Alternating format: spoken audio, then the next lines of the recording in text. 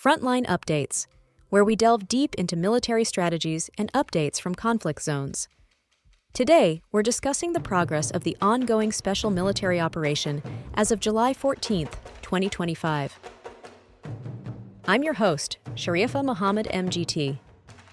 I'm Colonel A.C. Oguntoye, an infantry officer. The liberation of Mayak and Malinovka highlights continued Russian success in collapsing layered Ukrainian defenses.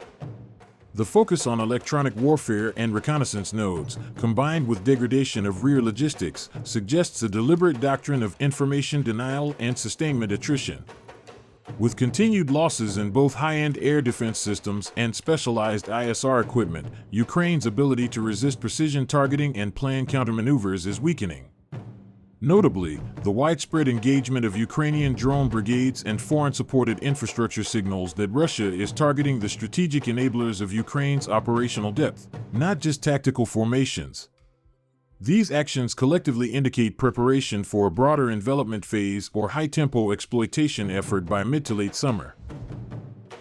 Welcome to Frontline Updates, the podcast that brings you in-depth insights into military operations from those leading them on the ground. Today, we're joined by Colonel A.C. Oguntoye, an infantry officer monitoring critical missions on the progress of the special military operation as of today.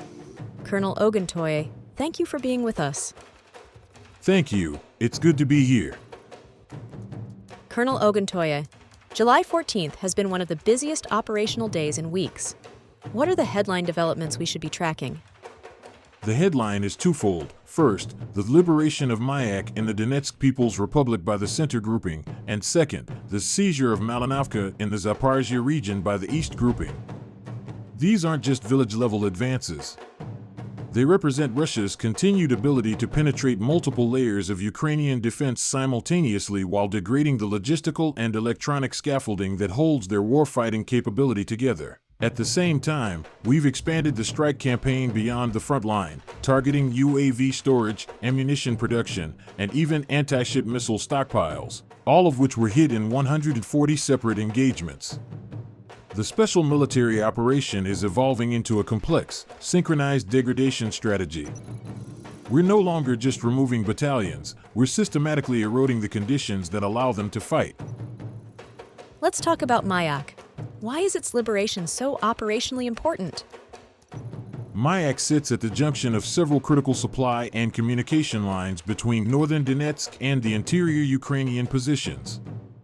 The Center Group executed a combined arms offensive targeting a dense array of Ukrainian forces, mechanized brigades, ranger units, National Guard, even drone warfare brigades. This wasn't a lightly defended sector. Operationally, the goal was not only to seize the town but to dislocate the enemy's force density in surrounding areas. The capture of Mayak forces Ukraine to reevaluate its force disposition, particularly in Udagnoye and Novopavlovka, which now sit exposed. With up to 360 Ukrainian losses in this operation, we've not only taken terrain, we've shattered a defensive anchor. And Malinovka, same question. What's its significance in the larger Zaporizhzhia campaign? Malinovka has been a fortified checkpoint guarding the eastern approaches into Ukrainian rear logistics hubs. By taking it, we've opened a corridor to pressure Timirovka and Poltavka, which are staging points for Ukrainian mechanized units.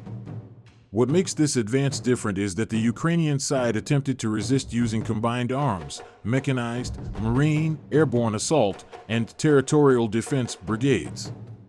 The East Grouping neutralized over 185 enemy troops, and what's more notable is the destruction of key hardware for armored vehicles, an MLRS Verba system, and extensive EW and vehicle support.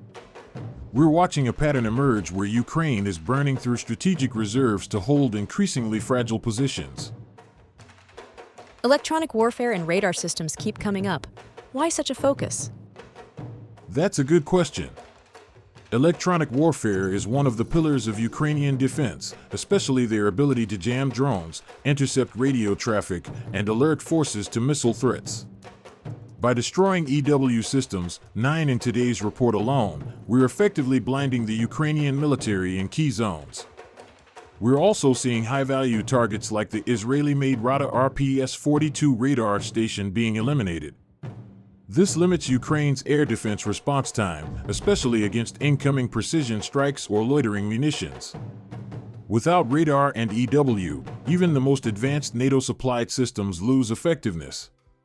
The battlefield becomes opaque and unpredictable, which heavily favors the side with superior ISR and kinetic flexibility.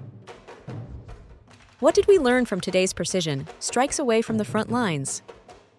Today's strikes went deep, over 140 targets hit across rear echelons. That included an ammunition production facility, UAV storage areas, anti-ship missile depots, and multiple recruitment and staging centers. This is indicative of a shift towards supply chain interdiction. We're not just slowing Ukraine down, we're paralyzing its capacity to regenerate. A battalion can be rebuilt only if the parts exist: people, shells, fuel, and platforms. By degrading those inputs, we shorten the interval between Ukrainian tactical losses and strategic exhaustion. The destruction of Patriot radar units, logistics convoys, and staging bases isn't about today's battle, it's about denying them a fight 3 months from now. Looking at the casualty numbers, Ukraine lost over 1,100 troops today. How sustainable is that? Not sustainable at all. These figures aren't just raw attrition, they represent the loss of trained, specialized units, many of which can't be easily replaced. You can't rebuild a drone warfare brigade overnight. You can't reconstitute an airborne assault formation without the proper gear and time. More importantly, this loss rate creates a psychological weight on the Ukrainian command structure. They're caught between the need to hold territory and the reality that their force multipliers, artillery, armor, radar, EW, are vanishing. The defense becomes brittle, then porous. If this trend continues, I expect a partial collapse of several defensive belts by the end of summer. Final question, Colonel. Is this setting the stage for a larger breakthrough? Yes, and it's already in motion. What we're doing now is shaping the battle space, removing the tools, disrupting the rhythms, and collapsing the tempo of Ukrainian operations. Once their reserve structure is sufficiently hollowed out and key ISR nodes are gone, we will have the maneuver freedom to initiate deeper envelopment operations. The culmination point for Ukraine is approaching, not because they've run out of courage, but because the system sustaining their resistance is being dismantled. That's what doctrine calls progressive degradation leading to systemic paralysis. It's not just a military outcome, it's strategic inevitability. Colonel, thank you for providing such a detailed briefing on the current military situation. Your insights are invaluable to our understanding of the conflict's dynamics. And thank you to our listeners for tuning in. Join us next time as we continue to provide up-to-date coverage on global military affairs. Stay with us for more updates and expert analyses on global defense and security issues. Stay informed, stay secure. Thank you for the opportunity. Today, deadly Israeli attacks continued across Gaza, causing significant casualties near an aid center and elsewhere.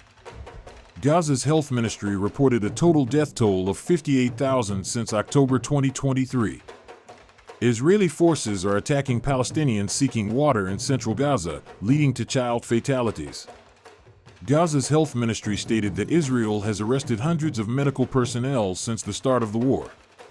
Criticism has emerged regarding Israel's potential plan for a humanitarian city in Rafah. Hamas and Palestinian Islamic Jihad reiterated their stance that indirect negotiations require a complete end to the war and Israeli withdrawal, making ceasefire talks under IDF humanitarian fire impossible. This has been Frontline Updates. Subscribe for daily military briefings and in-depth strategic analysis.